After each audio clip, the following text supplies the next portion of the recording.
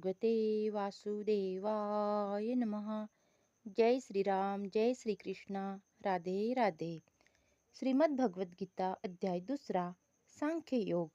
श्रीमद भगवद्गीता ही मराठीमध्येच आहे आणि हा अध्याय, हा जो लेख आहे, हा जो ग्रंथ आहे, हा मराठीमध्ये असून हा ग्रंथ सर्वांनी आयुष्यात एकदा तरी वाचायला पाहिजे, ऐकायला पाहिजे. तर मित्रांनो, तुमच्यासाठी मी खास करून माझी एक इच्छा होती की मी भगवद्गीता एकदा तरी आयुष्यात वाचेल. ती इच्छा आता माझी पूर्ण होत आहे, कारण आतापर्यंत माझ्यासाठी सुद्धा तो वेळ आलेला नव्हता. तर त्याच निमित्ताने मी तुमच्यासाठी सुद्धा व्हिडिओ बनवत आहे. तर हे व्हिडिओ तुम्ही संपूर्ण असे बघत राहायचे, अधुरे सोडून जायचे नाही.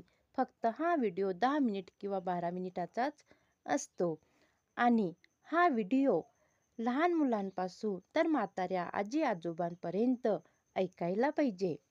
काही काम करता करता मोबाईल सुरू करून ठेवला तरी सुद्धा ऐकणं होते. तर मग आता आपण श्रीमद भगवद्गीतेला सुरू करूया. इंद्रिय विषयांचे चिंतन करीत असताना मनुष्याची त्या विषयांच्या ठिकाणी आसक्ती वाढत जाते.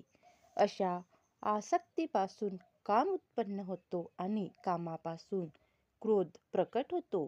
जो मनुष्य कृष्ण भावना भावित नाही, तो इंद्रिय विषयांचे चिंतन करीत असताना भौतिक इच्छांमुळे प्रभावित होतो. इंद्रियांना योग्य कार्यामध्ये निमग्न केले पाहिजे. इंद्रियांना जर भगवंताच्या दिव्य प्रेममयी सेवेमध्ये नियुक्त केले नाही, तर ती निश्चितपणे भौतिक सेवेमध्ये मग्न होतील. या भौतिक जगातील प्रत्येक जण स्वर्ग लोकातील देवदेवताच नव्हे, तर ब्रह्मदेव आणि शंकरही इंद्रिय विषयांच्या प्रभावाला वश होतात. भौतिक अस्तित्वाच्या या जंजाळातून मुक्त होण्याचा एकच मार्ग म्हणजे कृष्ण भावना भावित होणे होय. भगवान शिव ध्यानमग्न होते, पण जेव्हा पार्वतीने त्यांना इंद्रिय सुखाकरिता विचलित केले, तेव्हा शिव त्यासाठी आतुर झाले आणि परिणामी कार्तिकेयचा जन्म झाला. मात्र हरिदास ठाकूर तरुण भगवत भक्त होते. याचप्रमाणे एकदा मायादेवीच्या अवताराने त्यांना मोहित करण्याचा प्रयत्न केला, पण त्यांची भगवान श्रीकृष्णाच्या ठिकाणी अहेतुकी भक्ती असल्यामुळे त्यांनी सहजपणे मायादेवीची परीक्षा पार पाडली. वर उल्लेख केलेल्या श्री यमुनाचार्याच्या श्लोकामध्ये सांगितल्याप्रमाणे भगवंताचा प्रामाणिक भक्त सर्व भौतिक इंद्रिय उपभोग टाळतो, कारण त्याला भगवंताच्या सानिध्यात आध्यात्मिक आनंदाची उच्चतर गोडी प्राप्त झालेली असते आणि हेच यशाचे रहस्य आहे. म्हणून कृष्ण भावना भावित नसणारा पुरुष कृत्रिम रीतीने इंद्रियमग्न करून त्यांना इंद्रिय दमन करून त्यांना नियंत्रित ठेवण्यामध्ये कितीही सामर्थ्यशाली असला तरी तो शेवटी निश्चितपणे अपयशीच होतो, कारण विषयी सुखाचा अत्यल्प विचारही त्याला इंद्रिय तृप्तीसाठी उद्युक्त करू शकतो. क्रोधापासून संमोह निर्माण होतो आणि मोहापासून स्मृती भ्रमित होते.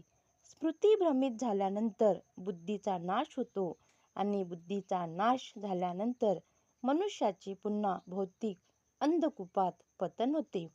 श्रील रूप गोस्वामींनी आपल्याला सांगितले आहे, कृष्ण भावनेच्या विकासामुळे आपल्याला समजू शकते की प्रत्येक गोष्टीचा भगवंताच्या सेवेमध्ये उपयोग होऊ शकतो. कृष्ण भावनेचे ज्ञान नसणारे लोक कृत्रिमरित्या भौतिक विषय टाळण्याचा प्रयत्न करतात आणि परिणामी जरी त्यांना भौतिक बंधनातून मुक्त होण्याची इच्छा असली तरी ते वैराग्याची पूर्णावस्था प्राप्त करू शकत नाही. त्यांच्या या तथाकथित वैराग्याला फल्गू किंवा गौण म्हटले जाते. या उलट कृष्ण भावनाभावित मनुष्याला प्रत्येक गोष्टीचा उपयोग भगवत सेवेमध्ये कसा करावा याचे ज्ञान असते, म्हणून तो भौतिक भावनेला बळी पडत नाही.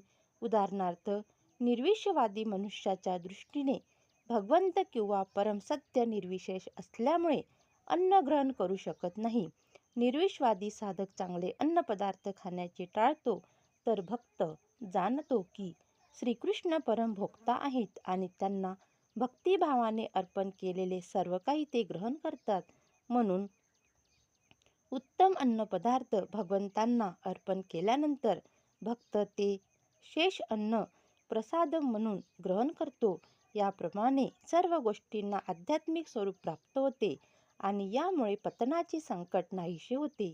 कृष्ण भावनेमध्ये प्रसाद ग्रहण करतो तर अभक्त याचा भौतिक म्हणून तिरस्कार करतो. म्हणून निर्वेशवादी स्वतःच्या कृत्रिम तथाकथित वैराग्यामुळे जीवनाचा आनंद घेऊ शकत नाही आणि याच कारणास्तव मनाच्या यत्वचिंतिक विचलनामुळे त्यांचे भौतिक अस्तित्वाच्या जंजाळात पुन्हा पतन होते. असे म्हटले आहे की असा जीव जरी मोक्षाच्या अंतिम स्तरावर पोहोचला तरी त्याला भक्तिपूर्ण सेवेचा आधार नसल्यामुळे त्याचे पतन होते.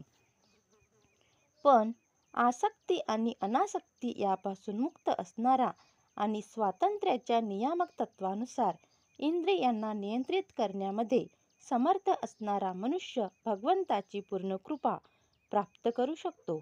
यापूर्वीच स्पष्ट करण्यात आले आहे की मनुष्य कृत्रिम पद्धतीने बाह्यतः इंद्रियांचे नियंत्रण करू शकेल, पण जोपर्यंत त्यांची इंद्रिये भगवंताच्या दिव्य भक्तिपूर्ण सेवेमध्ये संलग्न होत नाही तोपर्यंत त्यांचे कोणत्याही क्षणी पतन होण्याची शक्यता असते.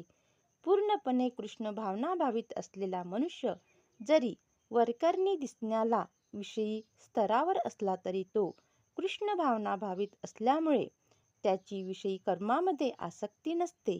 कृष्ण भावनाभावित मनुष्याला केवळ श्रीकृष्णाच्या संतुष्टीमध्ये आस्था असते, म्हणून तो सर्व प्रकारच्या आसक्ती आणि विरक्तीपासून मुक्त असतो.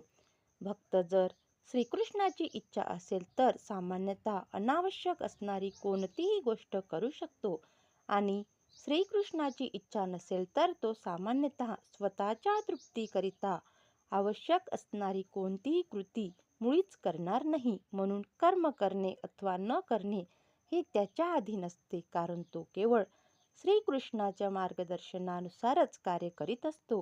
ही भावना म्हणजे भगवंतांची अहेतुकी कृपाच आहे.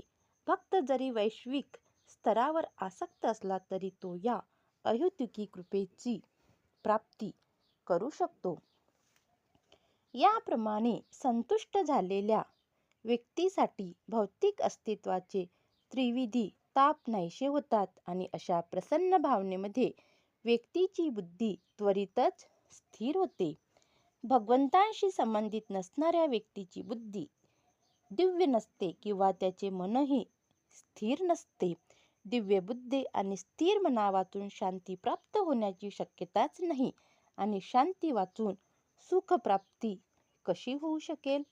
मनुष्य कृष्ण भावनाभावित होत नाही तोपर्यंत त्याला शांती प्राप्त होऊच शकत नाही.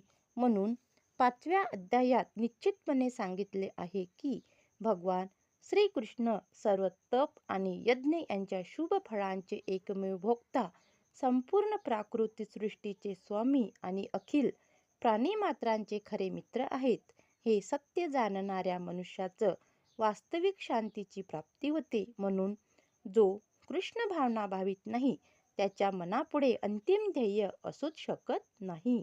अंतिम ध्येयाचाच अभाव असल्यामुळे त्याचे मन सदैवच चंचल असते. श्रीकृष्ण हेच भोक्ता, स्वामी आणि प्रत्येकाचे मित्र आहेत.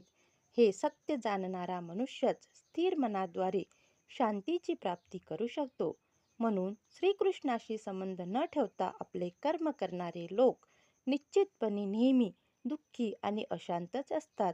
जरी त्यांनी जीवनामध्ये शांती आणि प्रगतीचा कितीही देखावा केला तरी ते खचितच नेहमी दुःखी आणि अशांतच असतात.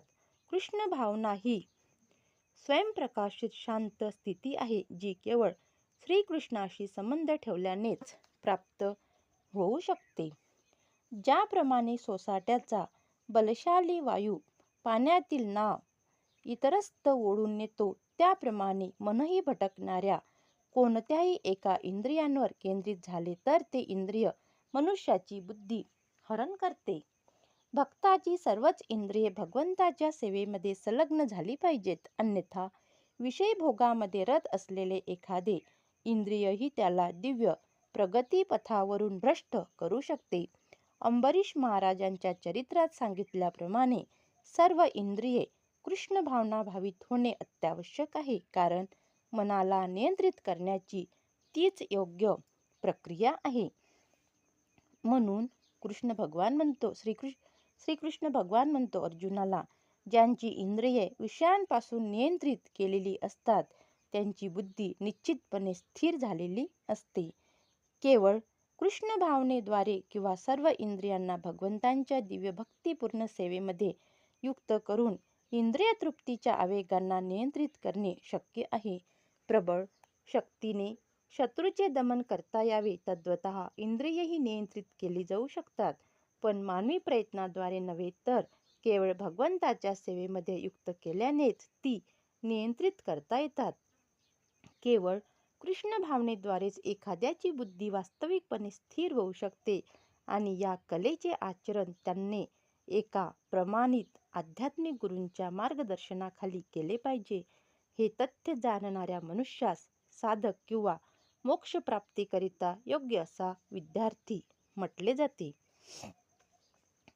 सर्व जीवांची जी रात्र असते ती आत्मसंयमी मनुष्याच्या जागृतीची वेळ असते आणि सर्व जीवांची जी जागृतीची वेळ असते ती आत्मनिरीक्षण करणाऱ्या मुनीची रात्र असते. बुद्धिमान मनुष्याचे दोन वर्ग असतात. एक वर्ग इंद्रिय तृप्तीकरिता भौतिक कर्म करण्यामध्ये बुद्धिमान असतो आणि दुसरा वर्ग आत्मसाक्षात्कारासाठी अनुशीलन करणाऱ्या आणि जागृत असणाऱ्या अंतर्दर्शी मुनींचा असतो. आत्मनिरीक्षण मुनी किंवा विचारी मनुष्यांची कर्मे करण्याची वेळ ही भौतिक गोष्टीत गर्क असणाऱ्या व्यक्तीसाठी रात्र असते. भौतिकवादी मनुष्यांना आत्मसाक्षात्काराविषयी अज्ञान असल्याने अशा रात्रीची वेळ ही गाढ झोपलेले असतात. भौतिकवादी मनुष्याच्या रात्रसमयी आत्मनिरीक्षण मुनी दक्षपणे जागृत असतो. आध्यात्मिक संस्कृतीमधील यथावकाश प्रगतीमुळे मुनीला दिव्य आनंद प्राप्त होतो. या उलट भौतिक कर्म करणारा मनुष्य आत्मसाक्षात्काराविषयी निद्रिस्त असल्यामुळे विविध प्रकारची इंद्रिय सुखाची स्वप्ने पाहत असतो आणि त्यांच्या निद्रावस्थेमध्ये त्याला कधी आनंद तर कधी दुःख वाटत असते. आत्मनिरीक्षण मनुष्य भौतिक सुख आणि दुःखाविषयी नेहमी उदासीन असतो. या भौतिक परिस्थितीमुळे विचलित न होता आपल्या आत्मसाक्षात्काराच्या कार्यामध्ये मग्न असतो. तर मित्रांनो, पुढील अध्याय आपण पुढच्या भागामध्ये वाचूया. ओम नमो भगवते वासुदेवाय नमः. जय श्रीराम, जय श्रीकृष्ण. राधे राधे.